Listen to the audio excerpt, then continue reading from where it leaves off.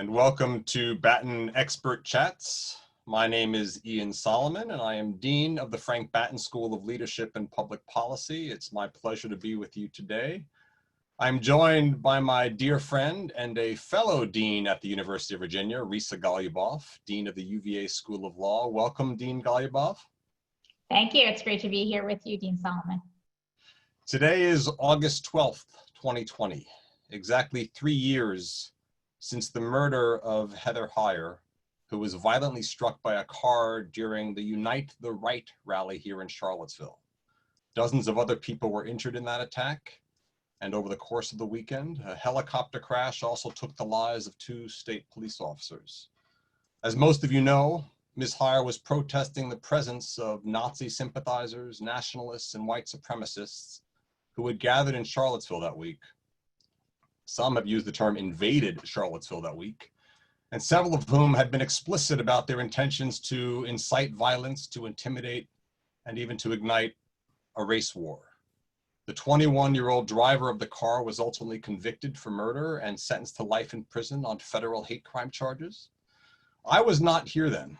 I was living in the DC metro area in August 2017, and I, like so many across the nation, I was shocked by what I saw on the news about Charlottesville during that period. The images of hate and rage and conflicts, the videos of the tiki torches, and the racist and anti-Semitic slogans are etched in my memory. The images of people from Charlottesville insisting that the rally did not represent the city and its values and standing up for inclusion also reverberate. Yesterday, I hosted another Zoom with a discussion with the Batten faculty member and 2 people who were Batten students at the time of 2017, about how the weekend impacted them at the time and how it still impacts them today. We reflected together about how much work there is yet to do. And that's why, even in the midst of so many challenges facing us today, it's important to pause and reflect and grieve and renew our resolve to build what Martin Luther King Jr. referred to as the beloved community, united in compassion and courageous nonviolence to overcome poverty, racism, and violence. So I'm really excited today to have this conversation with Dean Risa Goluboff, the first female dean of the University of Virginia School of Law, a renowned legal historian. Risa is a fellow of the American Academy of Arts and Sciences, and I could actually spend this full hour reading her accolades, but I won't. I'll just say this: Risa is not only brilliant, but kind. Not only a forceful and courageous leader, but a joyful and deeply humane friend. In the wake of the tragic events of August 2017, Dean Goluboff was selected to be the chairperson of a Dean's Working Group formed to look critically at what happened and to suggest improvements in how the university handled such events. And we're going to cover many of those details throughout this conversation. We also welcome you to put some questions into the Q&A feature. But let me start by just welcoming Risa and say, Risa, where were you at that time, summer of 2017, August 11th and 12th? Thank you so much, Ian. It's really great to be here, and I'm really glad that we're having this conversation today on the anniversary. I've been doing a lot of thinking about this, and also, as you know better than anyone, with the Racial Equity Task Force report that you put out on Monday, the timing of reflecting back and reflecting forward and thinking about where we are given this anniversary in the context of this moment of the Black Lives Matter protests and the work that has come out of it, I think is really important. So thank you for hosting me and for hosting this. On that day 3 years ago, I was actually not in Charlottesville. So I was watching these events unfold in my hometown at our university, also on Twitter and on TV. I was away with my family at the beach. It was the week before classes were supposed to start, just like it is now. And it was horrifying. It was truly horrifying to watch the violence and to watch the response to the violence and to see the loss of life and of limb. You know, many people, in addition to Heather Heyer being killed, many people were injured, and it was really hard not to be there, both because it's my place, but also because I wasn't able to be there in person for the people in my community, and so I spent a lot of the time in conversation with students who were in town early for various reasons.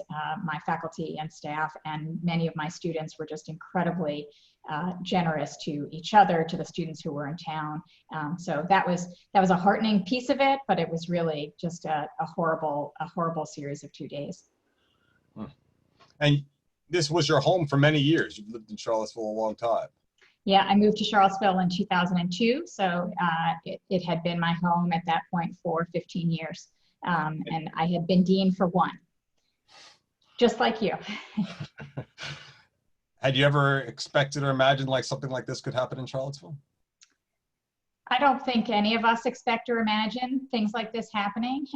You know, I'm a civil rights historian, so it's not that I don't know that racism exists and continues to exist, but I do think that one of the reasons Charlottesville reverberated so greatly, not just here, but around the country and around the world, was it did represent a kind of renewed, public, vitriolic, violent, flagrant, open, there aren't enough adjectives to use to describe, version of a racism and an anti-Semitism and a white nationalism and misogyny and just a masculine, virulent, white supremacist view of Christian view of the world that I think has always existed, but it was renewed in its openness and its violence. And so I don't think, I was certainly not prepared for that anywhere, but certainly not in Charlottesville.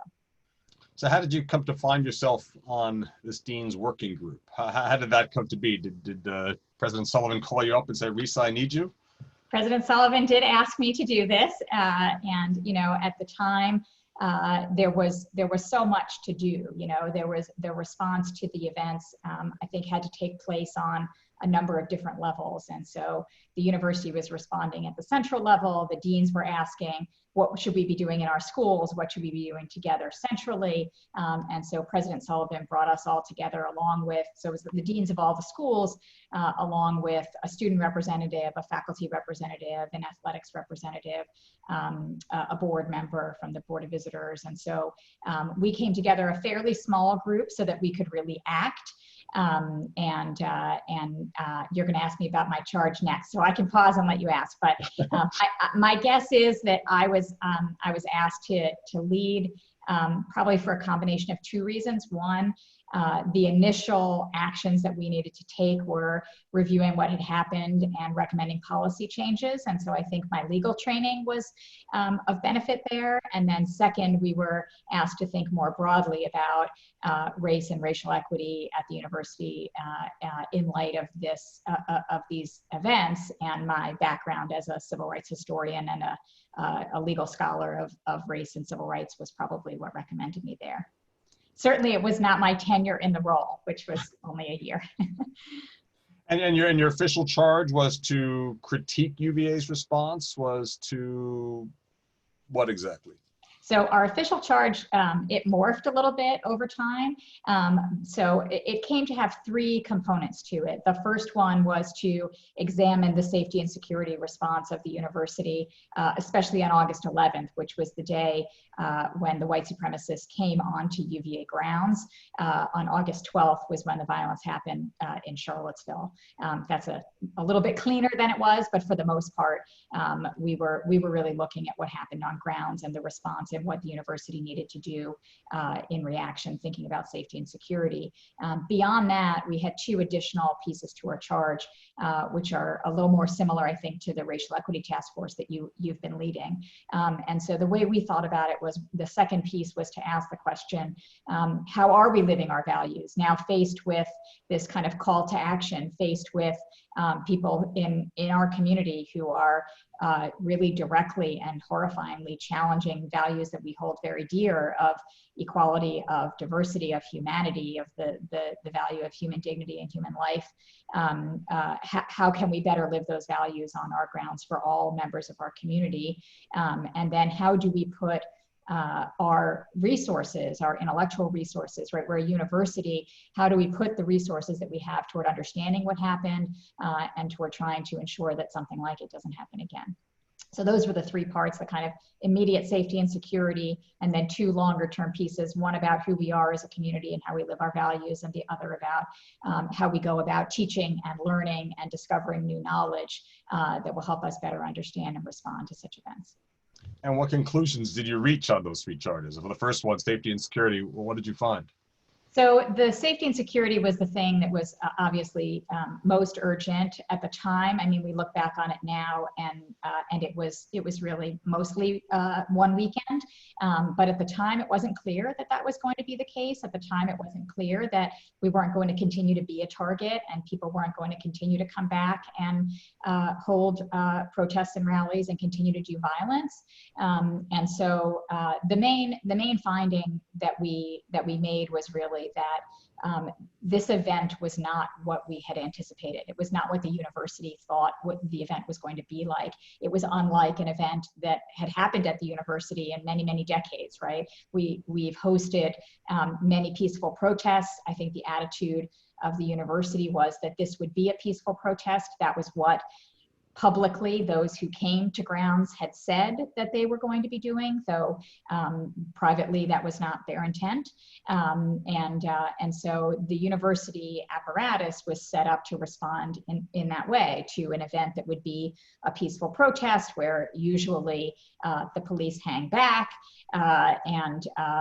unless and until there is violence, which was not, they did not necessarily anticipate. So one of the things that we found was that the university had relied on a Commonwealth intelligence, and that could have been better. The university perhaps shouldn't have relied entirely on that intelligence, and had other sources of information that it could have taken more seriously and didn't. And then as a result of all of that, and as a result of the lying to the police that those who came in March did, and their intent to do violence that they kept as under wraps as they could, there was just an incredible mismatch between what was expected and what happened. And again, I think that's one of the pieces that made this event so, in addition to the violence and the murder, reverberate so much. I think many places were not expecting this protest to look like it did. That's not to say no one was. There were certainly people who thought that this would look like it did, but I do think that there was a real mismatch, and that the university didn't pivot as quickly as it could have. And so some of the recommendations that we made were for training, were for responding to events like this differently, and were for new policies and procedures that I'm happy to talk about. I don't know how deeply you want to get into that, but we made several policy recommendations that came to pass as well. And as far as you know, they've been taken seriously, those recommendations. So if something sort of happened again, we responded very differently. They would, and one had to do with the tiki torches and the open flame policy. One had to do with weapons, and whether weapons were allowed on the lawn. But I think the most important one was the time, place, and manner policy. And I'll just say a minute something about that, because I remember being away and asking, how do they get to be on our grounds, right? And here was a long-term member of this community, dean of the law school, a lawyer, and I didn't know the answer to that question. And it was especially in stark contrast with the city, where they had to apply for a permit. They were originally denied the permit. They went to court. It was ordered that they be given a permit to march. And what I learned was that at the University of Virginia, we did not have any time, place, and manner policies in place. We had always been completely open to free speech, not only by members of our own community, but by members of the public, with literally no regulation at all. And that meant that 300 armed white supremacists intent on violence could come at 10 o'clock at night and walk by dorms and walk on the lawn. And I think we had that non-policy. There were a few little exceptions to not having a time, place, and manner policy, but we had that in part because of our robust protection of free speech and our commitments to free speech, and in part because we hadn't experienced something like this. And so one of the big policy pieces that we worked on that the university adopted was a notification system. We still have robust free speech. That is still the case, and this system doesn't apply to anyone within the university community, students, faculty, staff. But for outsiders coming to grounds, they now need to notify the university and say when they're coming, for how long, and where they're going to go on grounds. And it's really an information forcing device. It is not about content. You're not constitutionally allowed to regulate content, but it is about making sure that the university knows who's coming and is able then to provide the appropriate safety measures and make sure that there are, divisions between any protesters and any counter-protesters, and make sure that we're protecting the speech of protesters and counter-protesters alike. And on the second charge, about the experience of being on grounds and the historic landscape? Yeah, so, one of the things that was so striking about the response to what happened, as I said, there was the kind of immediate terror of those days. There was then fear that they would continue. And then there was, a longer term concern about how people feel belonging and equity at the university. And one of the things that was really striking is I'm Jewish, I'm a member of the synagogue here, and there was really intense fear among Jews in Charlottesville. There were white supremacists and Nazis outside the synagogue shouting into the synagogue. And so there were multiple targets. But what became really clear after the fact was that for the white Jewish students, faculty, staff, the fear was mostly about the imminent threat of violence. And once that faded, the fears faded. For our African-American students, faculty, staff, community members, the immediacy of the white supremacy and of the violence reverberated with larger and more enduring and institutional feelings of not being full citizens and of not belonging fully. And so I think a lot of what we did afterward was to ask the question, how do different members of our community feel? And when we look in the mirror after this and ask, they are not us. We were very clear, they are not us. Their values are inimical to our values, but that doesn't mean that everyone in our community feels that we are as racially equitable as we should be, that we are as diverse as we should be. So the recommendations that we made were really about who we are, increasing our diversity as a faculty, increasing our diversity among students, increasing our diversity overall, and then making sure we did the first climate study of any ever at the university, a university-wide climate study to try to identify how different members of our community feel, and where it is that we could do better. And so we recommended both increasing scholarships to attract high achieving and diverse applicants, as well as creating a series of faculty professorships, one-to-one matching funds, which you've now renewed in your call to action for faculty chairs that would be responsive to concerns of equity and democracy.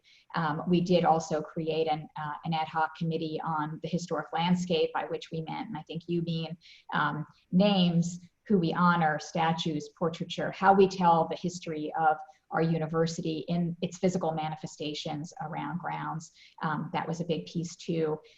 We created a bridging project, which many of you, I hope, have participated in over the last year or so, to enable schools to do additional work toward bridging differences and bridging divides. So those are some of the kinds of things that we were thinking about.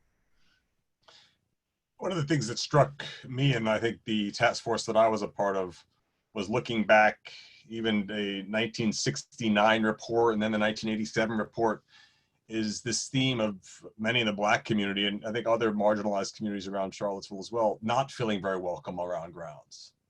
And I'm really hopeful that, now having reinforced this message and having giving some concrete suggestions to try to address this, we will see more attention played on this. Like you and I can problem solve this together. It was just 3 years ago that you made the recommendations with your task force, and here we are again. What do we do to make sure that we're not 3 years from now having another task force saying these same things? And again, this wasn't really part of our plan, but I think this is such a critical thing for the students who may be listening, the alumni, say that this is the time to make change, UVA. Here's your opportunity to really to step forward and make a real difference. So it's such a good question, and it's really the key question in a lot of ways. And I have a few different kinds of answers to it. So one kind of answer is, I think it's important, and so one kind of answer is in your report, and then I'll step back to kind of more contextual answers. But I do think that one of the kinds of answers is in your report, and that is making sure that we have measures for accountability, and that those measures for accountability be public. And I think that one of the real differences in the Black Lives Matter movement and the protests that have come out of it, in addition, and the institutional actions that are taking place in response to all that, the protests and the social movement, has been a call for accountability that I think is unlike what we've seen in social movements in the past. So I think that's a really important part of your task force and of the Inclusive Excellence project that the university's already started on even before this spring and summer, and will continue. So at the most concrete level, that's what I would say. At a slightly higher level of generality, I would say I do think that even as, and I don't want to sound namby-pamby here, so that's why I started with the metrics, and we clearly have a lot more work to do. But I do also think it is really important to identify when things do change. And I don't think we're in the same position that we were in 3 years ago. I don't think we as an institution are. I think we achieved many of the things we set out, though we didn't achieve all of them, and they weren't all the things, and we see more things as we go forward. But I do think, in thinking about the relationship between the university and the community, I think providing a living wage has been a huge change that President Ryan undertook. That was something that has been on the agenda for 40 years, and there have been, protests, sit-ins, hunger strikes. I mean, this has been a major issue, and from where I sit, I think that had to be dealt with before we could then ask what more. But I think doing more without doing that would have ignored a huge elephant in the room, and I'm really glad that President Ryan made that such a priority in his first year as president. And so I think that's a big change. I think the Equity Center that Dana Matthew, who is a law professor, now dean at George Washington University Law School, founded with Barbara Brown Wilson and several others, which is really meant to do what was in our category 3, which is how do we bring the resources, the intellectual resources, to bear on these problems, and enable them to serve communities rather than the other way around. And so creating community engaged scholarship and best practices for that, and really using our intellectual resources and university resources for the community is key. So I would say 2 is like, not to forget that change has happened, even as we have to look really clearly at where we still have fallen down and where we still need to do more.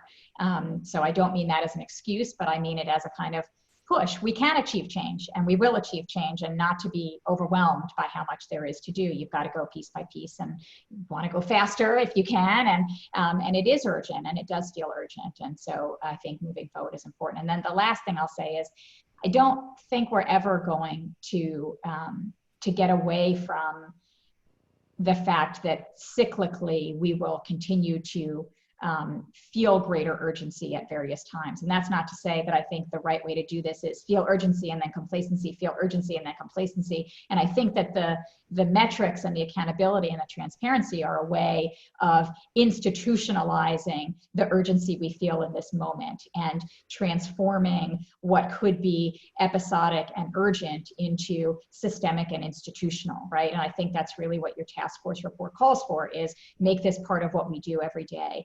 That said, the world is always going to have moments that require us above and beyond, so the hope is there's an episode, we get to a new baseline, we keep moving, but then there's an episode that shows us more that we didn't know, that makes us reflect again, and asks us to do more. And I don't know whether this makes me an optimist or a pessimist, or a Pollyanna or a cynic, but race and racial inequity is built into our country, I don't think there's going to be a day where we say we're done.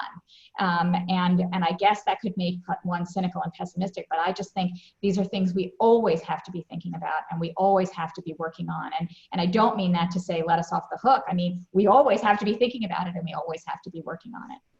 And this relates to your own historical work and legal work, right? So how does your experience as a historian of the civil rights movement and a story of the racial struggle the U.S. has had and continues to have, how does that affect how you either serve on a working group or reflect on this moment or encourage and speak to law students at UVA? Yeah, so I've been thinking about that a lot lately, and my thinking is very different now from what it was 3 years ago. What happened on August 11th and 12th is so different from what's been happening this spring and summer, and so I've really been reflecting on how they relate, and I'll just mention one piece of that, which is I found it really frustrating that not only on August 11th and 12th, but for some time thereafter, it really felt like the white supremacists had captured the narrative, and they were articulating themselves as the victims. They were the free speakers who needed protection.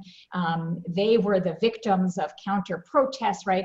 And they were remarkably successful, and they were really successful at describing themselves as unpopular minorities and as merely white advocates who were advocating just like other groups for their position. And I say successful, not that I bought that or other people bought that, but they somehow managed in a lot of the press and managed in the way they presented themselves to show themselves this way.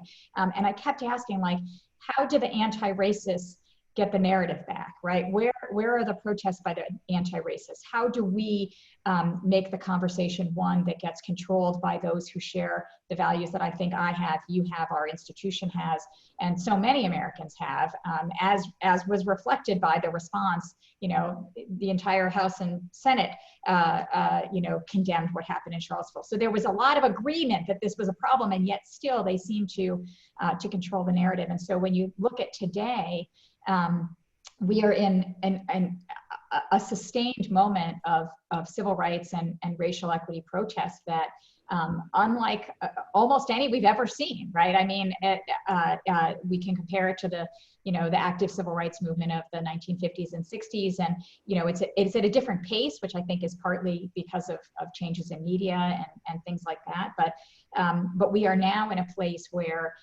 there's an agenda being set by anti-racists, and the response is to that agenda. And so that feels incredibly different from where we were 3 years ago.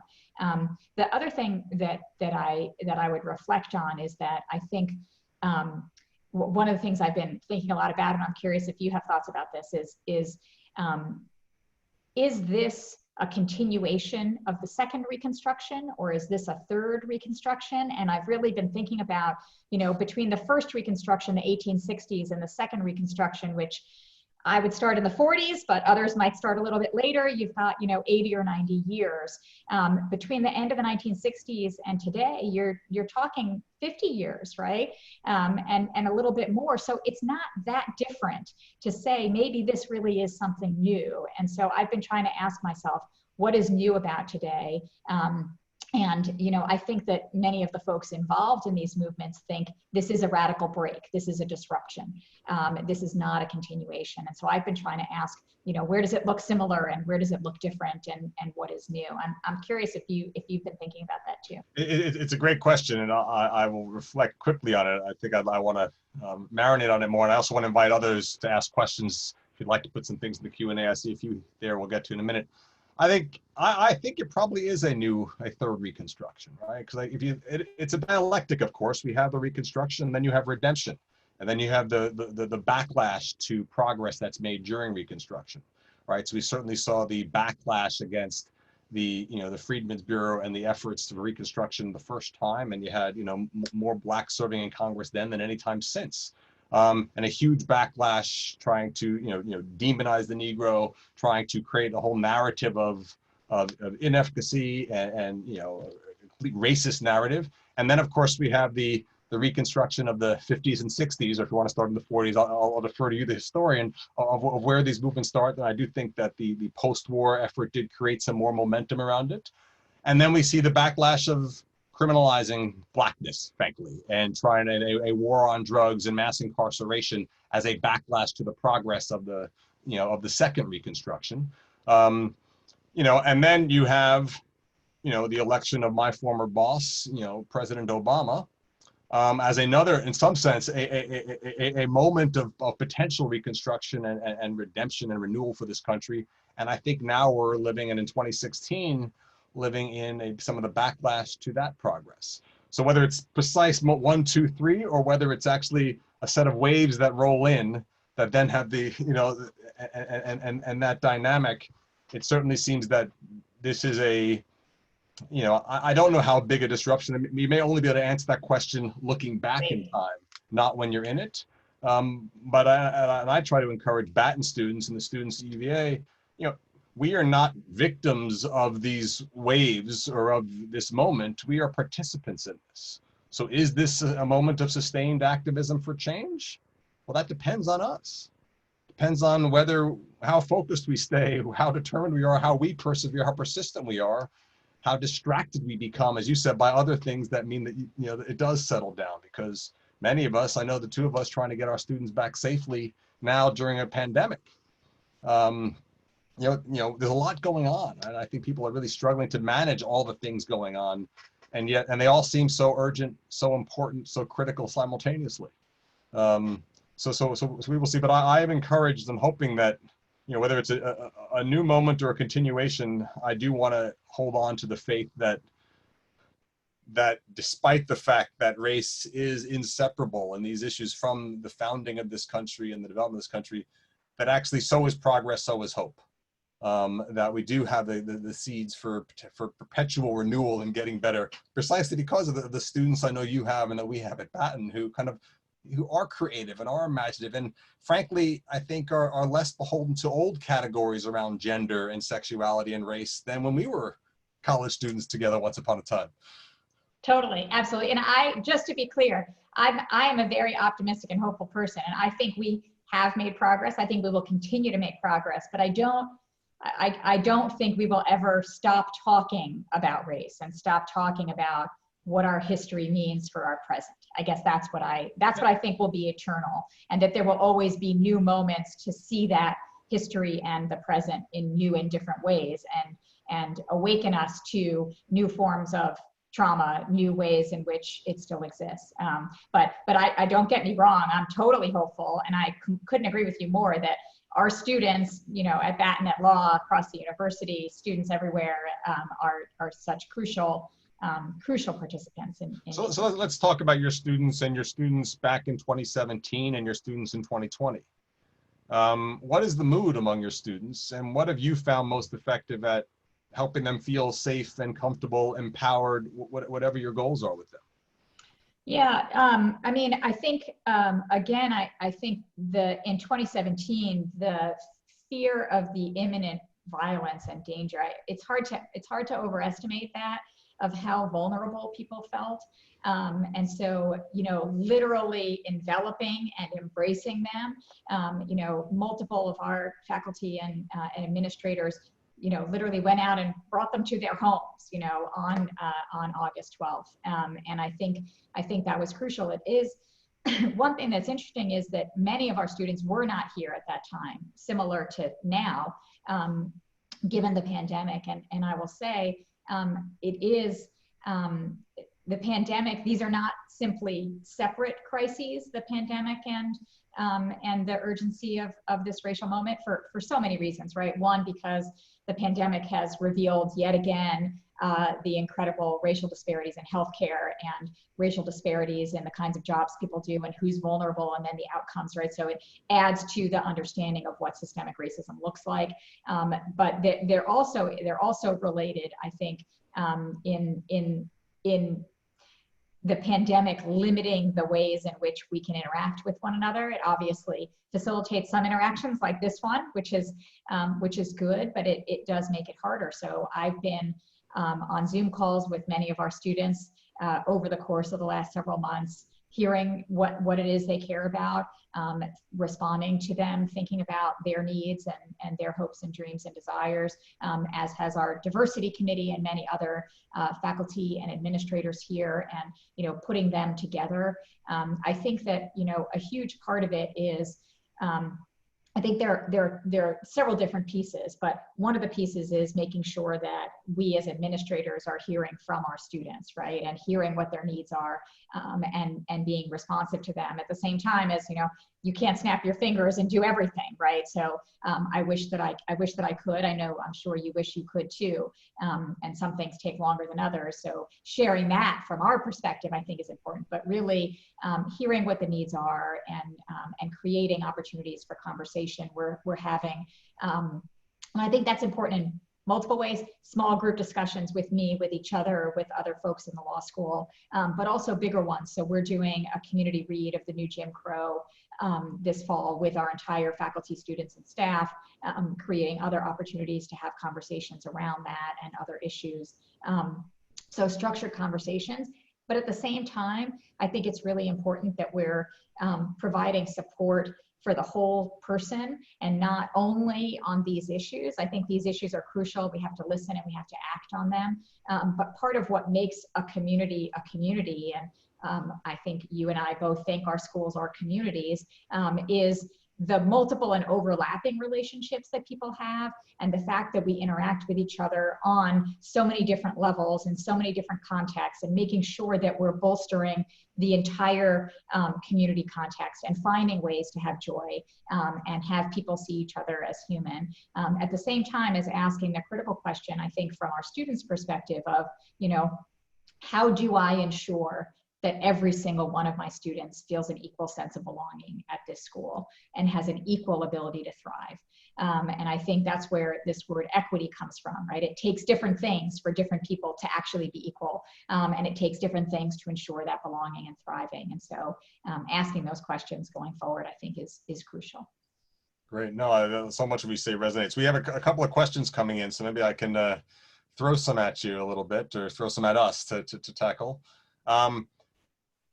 Two questions relate to the weapons policy and the right of people who might have defensive weapons if they think there may be violent protests, whether you could have a shield or other defensive weapons, and how what are the restrictions on that? And someone else saying, how does we deal with this weapons policy in a state with open carry of firearms, and what are some possible protections and the limits of restrictions in our UVA setting on firearms? Yeah, so before August 11th and 12th, it was the case that members of the UVA community, faculty, students, and staff, could not carry weapons in university facilities. But members of the public, because of our open carry laws, could. And so what the new policy did really was make the lawn a facility, given how closely people live, Dean Solomon, on the lawn,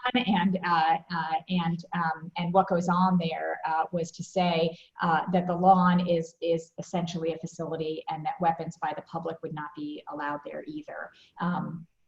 But in other outdoor spaces on grounds, they still are.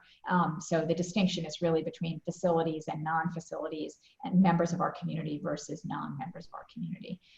But if I could abstract out for 1 second, I do think, I've said a number of times today, this is why Charlottesville reverberated so broadly, because I think there were, and I'm going to say it again, which is why I mentioned that, I think there were a number of characteristics of what happened in 2017 that really opened people's eyes. And another one, I think, was the relationship between the Second Amendment and the First Amendment, and the relationship between open carry laws and free speech, and the relationship between speech and violence and intimidation. And I think those are questions. Say more about that. What does that instruct us for either this 2020 moment or going forward?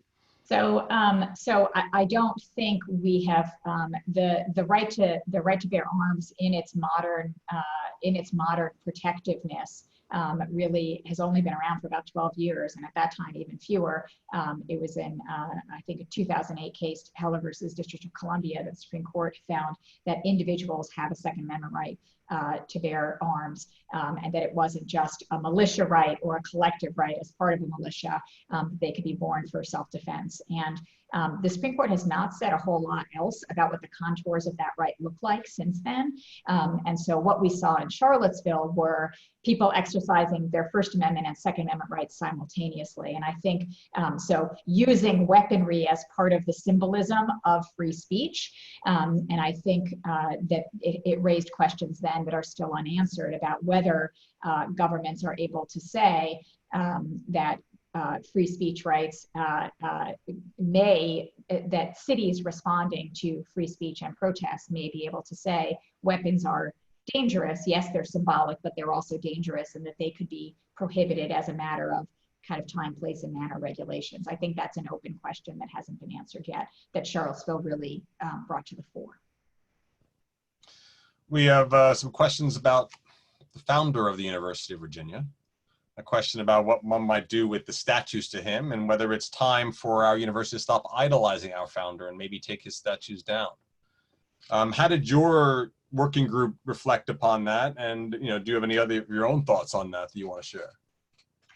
Yeah, so our working group, there's a report that you can find on the web that articulates some principles at a fairly high level of generality. It was, the first kind of global effort at the university to think about the historic landscape overall. And the principles that it articulated were keeping in mind that the university is simultaneously a place of learning and a place of living. And that those two things, according to the committee that authored the report, can sometimes point in different directions. So that it is a place where people live is suggestive of the fact that you have to be cognizant of how people feel when they walk around these spaces, that this is their home, and people need to be comfortable in their home. And I think that the learning piece was a kind of call to think carefully about how we present our history so that we're educating people and thinking about how to educate every member of our community in what they see around them. And then one of the other big pieces of what the committee said was thinking both about adding to the narrative that we currently have, as well as thinking about whether there are, categories of folks that we think shouldn't be honored anymore. And so I think, obviously the memorial to enslaved laborers is a big piece of adding to the narrative. At the law school in 2017, we had it planned already, but it coincided with after August 11th and 12th, we honored for the first time Gregory Swanson, who was the first African-American student, not only at the law school, but at the university and anywhere in the former Confederacy. We have a portrait up of him. We're having an honoring of Elaine Jones, who was our first Black female graduate this year, and we've commissioned a portrait of her as well. So adding to, and the university renaming Pym Hall, and adding to the narrative is a key part of that. From my perspective, one of the things that the law school has recently done is ask the question about whether Withers Hall, which is named for a Confederate, should be renamed. And I think that there's a good argument to say, we should be out of the business of honoring Confederates. That process is still ongoing, so I can't speak to what the outcome will be. But I think one of the real changes that you can see between 2017 and now is really the attitudes toward Confederate statues and Confederate honors. And you see that in Charlottesville, and you see that nationally. The Jefferson question, I'm happy to talk about. I feel like I've been talking a long time.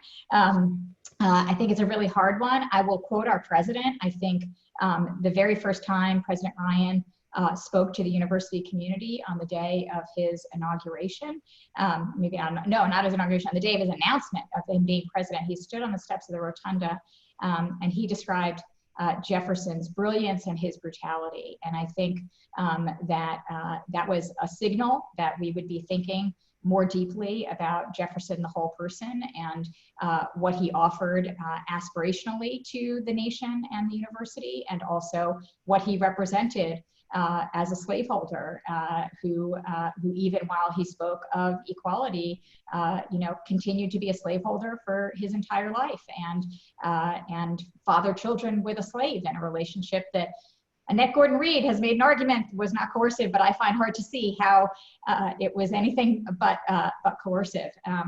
So I think thinking about the whole vision of who Thomas Jefferson was is something that is definitely on the agenda for the future. Yeah, no, I think it's amazing how much the ground has shifted fairly quickly and continues to shift. And trying to figure out how do we create process so that we include lots of voices in this, in these discussions. So it's not, an exclusive group making decisions is the way it's always been, but actually it does bring more people into the conversation. And I do think that, the Jefferson legacy is deeply complicated for the University of Virginia, which the whole university is in some ways a monument to Jefferson, or at least an idea of Jefferson. And how do we modernize that in a way that speaks to, I think, the brilliance without ignoring the brutality of it is, I think, critically important. So what social, and I'm reading a question now for you from Randolph in our audience here. What social and financial inequities can we hope to improve soon? So I was just looking at that question in the Q&A. Do you think that question is about the university, or do you think that question is about the world? Take it in that order. So, I mean, the first thing I will say is I refer you to Ian's really comprehensive and ambitious task force report, and I think they do lay out their incredibly important goals. There are 12 of them, but 12 is really the headings, and then there are more under the 12, which is a sneaky, clever, smart way to do it. But I would say, we obviously have started on that process and have to continue. I think thinking about who we are and who we hire, and ensuring that we are hiring as diversely as we can, ensuring that the students that we are matriculating are as diverse as they can be. Both of those things take money, and they are redistributions of money, and so I think those are both investments in ourselves, and investments in human capital, and investments in the institution for the future. I think that the inclusive excellence plans that have already begun and that will continue to begin are crucially important to the changes that we're going to make. I think if I think about, there's a real tension, right? Because the most fundamental pieces that I think really drive change are the people. And at the same time, people are not going to thrive here if our culture is such that they're not able to thrive here. They're not going to want to come here, and they're not going to want to thrive here. So we have to be changing our culture at the same time.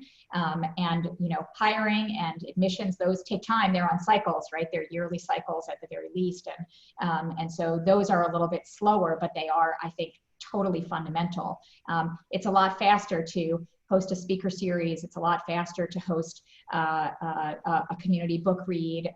It's a lot faster to, it's not as fast as those, but it's a lot faster to change what's on our walls, or add to what's on our walls, or have conversations about our history and make our narratives more inclusive.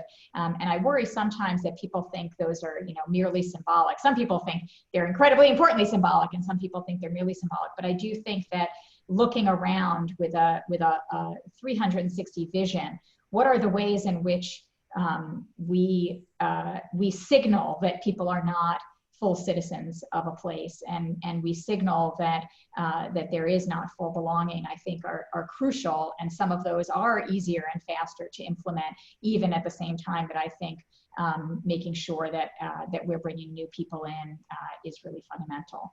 On the broader, the world. So on the broader level, I have to say, my first book was about civil rights. My second book was about social movements and policing.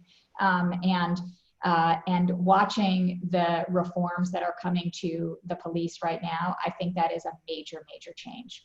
And I think in criminal justice more generally, we're going to see major changes. So that's a place, and obviously I'm a lawyer. That's something I care a lot about. But that is also where these protests began, and I don't think it's where they can end. But I do think we are likely to see major change there. And just to go back to something I said before, the end of my book talks about a major shift in policing and a cabining of a lot of police discretion on the street, but it wasn't matched with the kind of institutionalization and accountability that I think we're seeing now, and that's one of the reasons why I really focus on that as a big new piece of this new movement. And when I say we need to go from this moment of eruption to systematic, institutionalized, bureaucratic response, that's a good thing to me, right? That means that what we have now is institutionalized racism, systemic racism that are vestiges of past overt forms of racism that we have not uprooted. And so we need to institutionalize and systematize anti-racism. I think we're partly doing that now because of the eruption, but I want to see the eruption become mundane, right? I want it to be mundane, that we are always thinking about diversity and racial equity, that we've baked in the ways that your report suggests, we've baked into everything we do to make it bureaucratic and mundane, that we are necessarily and always thinking about these questions. What about voting or healthcare? Any other things you think will be shifted because of this moment, the pandemic, and concerns about being able to vote during a pandemic? You're optimistic? Not yet. I hope to be optimistic. I'm not optimistic yet. I mean, I think that the challenges to democratic institutions over the last number of years, both in the United States and around the world, have been really severe and have been unprecedented, just like this moment of racial justice and this moment of the pandemic. And I would like to think that we will see major changes in both voting and kind of democratic systems, as well as in healthcare, but I don't. Maybe you see them more than I do. I don't see those yet. I don't see them being implemented yet on the horizon. And I think part of that, well, maybe that's not part of that, but yeah, I'm a little bit more agnostic on those. I'm hopeful, but I'm a little bit more agnostic. But I sense that you are more hopeful than I am. Well, actually, I'm hoping, what I'm hopeful about is that my students and your students hear your answer and realize they have a lot of work to do. Because to me, the fact that we're having this conversation about whether or not the U.S. in 2020 can carry out an election is a massive indictment of our democratic systems, and or let's just say a test of our democratic systems that I think I really want us to pass. But I think the safeguards on passing are not great enough. So I think that your students and my students, the UVA students generally, need to say, hey, and I say this sometimes at a policy school, democracy is our first policy. We have to have elections so that we can have legitimate policy debates after the election. So making sure that people's democratic rights are respected is absolutely critical. One last question, which I think can actually pivot well, perhaps into some final remarks. This is from my colleague at the Batten School, Professor Jerry Warburg. Says that we both have the burden and the honor of leading task forces on racial and social justice, and wants us to speak a little further about ways to follow up on implementation of these task forces. Yeah, so I was actually wondering that very question as we were talking, and wondering about what role you will play in the implementation.